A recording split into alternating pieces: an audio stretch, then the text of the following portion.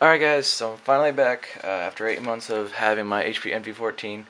I've had plenty of time to get used to it and see how it is. I wasn't expecting to wait so long to do it, but I just haven't had time to do it recently. But I guess we'll just start it now, and I'll get ready and tell you what the specs are by saying that it has an Intel i5 460 processor in it. It is 2.26 gigahertz, I believe, and it had 4 gigabytes of RAM when I got it, but I actually upgraded it to 8 gigabytes just because I could. It has a 500 gigabyte hard drive, ATI Radeon 5650 mobility card with 1 gigabyte of RAM dedicated to it. And normal, everything else, the specs is pretty much the same. So I'll get started with the case. Overall, the case I really like, just because of the fact that it's metal and it's really durable, and it's not really heavy looking, and it's not like heavy to carry around either. So it's not really a bad thing to have. It is heavier than most other laptops that you would get for the size, but that's just because, of course, the metal. But other than that, I love it. The keyboard is excellent. Some people have had problems with the keyboard flexing. This one didn't have any issues. I really like the backlight and how you can turn it off and on. Some people complained how you couldn't actually dim it or make it brighter. I don't see the point in that. It's really nice spaced, really good backlighting so you can see easily at night. The hotkeys are awesome too. Like I said, for the turning on and off the backlight, and then choosing the display, and then the brightness of the background, on the backlight, sorry. And then you have a hotkey for your internet browser, help, as well as like the volume control and Wi-Fi control, and the disk drive. But other than that, I haven't had any issues. It works great. As for the touchpad, there has been a lot of issues with the touchpad. I really don't know why people are having a huge issue with it. It works great. Yeah, it does have some issues sometimes, but it's really only with certain programs, which I'm not 100% sure if it's the program or if it's just the touchpad. It is hard to get used to, but once you get used to it, it's really simple to use. And clicking down on it does work, but I mean, like, honestly, I don't know. I don't really use it very much. The multi-touch works fine. The only thing that's kind of a pain to use is the zoom in, just because it doesn't work great.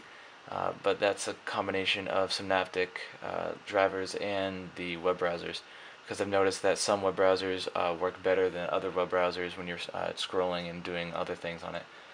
But yeah, other than that, I really don't see why it's such a big deal for some people. As for the screen is great. I wish it was a higher resolution, but again, I didn't get the bright view screen, so it is only 1366 by 768. Looks great, but high resolution on a smaller screen would have been nicer. It's very bright, very clear. The backlight you can dim down pretty far, so you can just use it at night and have it bug your eyes. Graphics on it look great. The viewing angle is actually pretty good, about 150 degrees. I didn't really measure it. I'm just guessing on that. But overall, it's a really nice screen. And then the battery life. The battery life it is good, but it really depends on how well you train the battery. I just didn't even think about training the battery because I didn't know what I was thinking at the time. But I do get about 2.5 hours of battery life out of it. I'll explain that in a little bit to why I don't get as much. But you should be able to get 4 out of it if you're not doing games and stuff like Photoshop like I was. But as long as you're just using it normal and not doing anything crazy on it, you'll get a pretty good battery life, and you actually charge it down and recharge it back up the right way. But yeah, I'll talk about that in a minute. The DVD drive on it, it's a DVD drive, it works. The slot load is actually kind of nice to have, just because you don't have to worry about the tray breaking off if you hit it. It is kind of loud when you feed it in, as well as when it's being used, but whatever, you don't really use the CD drive as much anymore anyway. The webcam and microphone. It's a webcam, it works, it looks fine, and the microphones work good too. I wouldn't recommend it for doing anything like webcasts or whatnot, just for video chats, which is pretty much what it's made for. But overall, it works nice. The speed, like the overall speed of the computer is great. Unfortunately, mine isn't really good right now just because I have so much on it right now. So it does get bogged down like all the computers do. But when you first get out of the box, and if you install like an okay amount of programs, the boot speed is very fast. Even now it's pretty fast, and I haven't had any issues. But yeah, the processor is great. Renders photos on the videos very quickly, and overall, I really like the speed of it. Having the extra 4 gigs of RAM in it makes it really nice to have multitasking.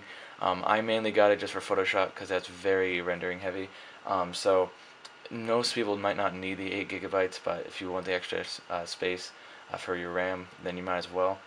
The cooling of it is good. I'll show you the fan. I'm not sure if you'll be able to see it. There's the fan right there. It gets pretty loud, and I'll show you that in a second. The other fan is right there. That is the intake fan. So it's kind of an awkwardly placed because it kind of gets half covered when you have the laptop open. But yeah, it cools pretty well. It doesn't get too hot in the lap. Over time it does if you don't have it like getting good enough air circulation. So if you have it covered up, of course it's going to get hot. But when it's just sitting on your lap, it works great. And then the actual metal body itself gets really hot if you're playing games or rendering videos.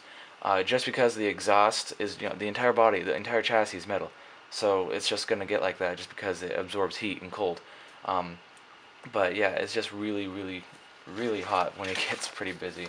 But I'll actually show you how loud the fan is on this, because it's kind of ridiculous how loud it is when you're doing like maxing out the processor and getting some RAM going. So I'll just render a video and get that going so you can hear it. So yep, that's it maxed out right now. Not sure if you can hear it, but I'll get the laptop a little bit closer to the camera so you can try and hear it better.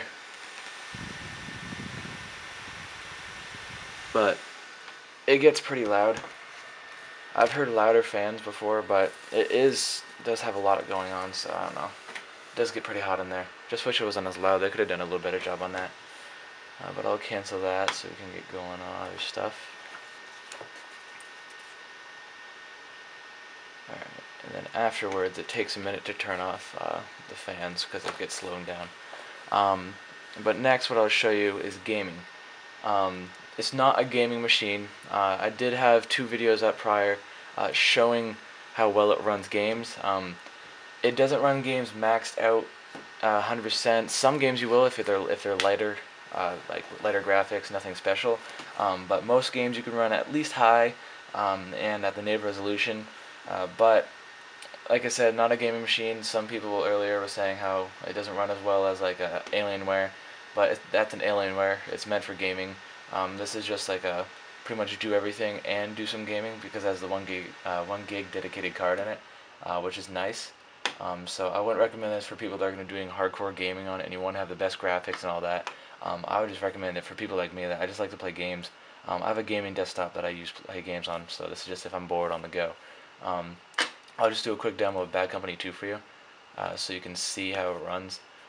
I believe I have it maxed out, so then you will be able to see. It is a little laggy, but it's usually a lot better when you have the computer completely clean. But I'll just wait for this to load up.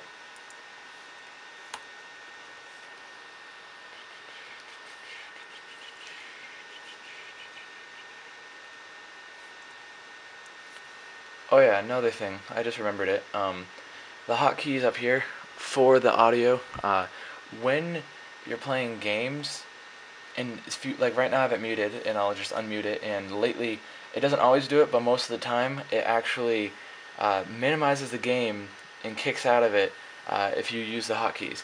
And that's because the HPs and a lot of the other computers now, when they have hotkeys for the audio, it actually pops up and shows you how much, like what amount of volume you have it set at.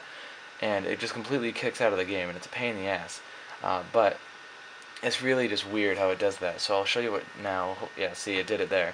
So it just kicks out, and it actually put it in the windowed mode, and it freaks out for a minute. But this time it actually went back and fixed itself. So that's nice. So here we are. I'll actually turn up the volume so you can actually hear a little bit. It doesn't want to die on me. So yeah, here we go. Bad Company 2. Maxed out. It runs, I don't know. Right now there's a lot of smoke, so it's kind of freaking out. But runs really well. If you want more videos, I can upload more, but I just wanted to show you guys how well it ran. But overall, I love the computer. Oh, I'll mute it. Love the computer. Don't really have many gripes with it. Sorry about that, guys. I completely forgot that my phone, not my phone, my camera has a 10-minute max on videos. But it ends up being perfect because I forgot to show you guys a couple things on the software end. So hold on, let me just pull out my camera. So a few things that it comes with built into the actual computer itself for the software portion through HP is something called fences. Fences is something I had not heard of beforehand. It's kind of part of like the Stardock family, I believe. It's basically, if you see this little thing up here, you can create little areas for your icons. You can drag and drop them up there, and it creates and organizes them. And then also, so you can just double tap anywhere on the desktop, and it completely removes everything, which is pretty much the only thing I use. I don't use the actual fences portion. Another thing it comes with is Beats Audio. The Beats Audio is completely useless, I think. I tried using it, and really, I have the Beats Studios and everything, and I don't know, it didn't really do anything special for me. Like, you can go to equalization, and let me try and focus on here. So you can't really see it perfectly on here, but basically you can change all the different frequencies up to certain decibels and all that crap. And there's like default presets, and there's like a Studios preset, which it doesn't even change anything, which made me kind of sad. But yeah, it's really useless in my opinion. I guess some audiophiles could have like a little while of fun to try and maximize the quality depending on their headphones, I guess, but I really don't care about that. Other than that, it's pretty much, that's all that comes with it, besides like all the random junk that HP puts on there, like the Media Smart and all that, which I don't use, just because I don't need it. Nice to have for other people, but that's just a universal thing that's not special to this. But otherwise, yeah, I didn't really get to do a full conclusion since it kind of cut me off, but yeah, overall I love it. There's no problems with it that really make it so I wouldn't recommend it to anybody. But overall, it's great. Let me know if you have any questions on it.